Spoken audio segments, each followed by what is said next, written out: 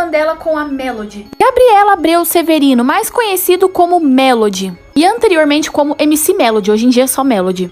Sim, o nome dela é Gabriela, Melody é nome artístico. Porque Melody significa melodia, ela canta tal e essas coisas. Melody começou a ficar famosa em 2015, quando ela tinha apenas 8 anos. Depois de 2 anos, ela acabou gravando um vídeo com o Felipe Neto pro canal dele, onde o Felipe Neto dizia que ela tinha 10 anos. 8 anos atrás, gente, olha só que descoberta, que fácil, ela tem 10 anos de idade. Esse vídeo foi gravado em 2017. Ou seja, Melody hoje em dia tem 13 anos de idade. E esse ano de 2021 ela iria fazer 14 anos. Mas meio que acabou acontecendo um efeito Mandela. Melody postou uma foto no seu Instagram dizendo que daqui 2 semanas ela vai fazer 13 anos. Alguém aí gostaria de vir na minha festa de 13 aninhos? Faltam 2 semanas. Todo mundo já achava que ela tinha 13 e ela disse que vai fazer 13. E aí, seria mais um efeito Mandela?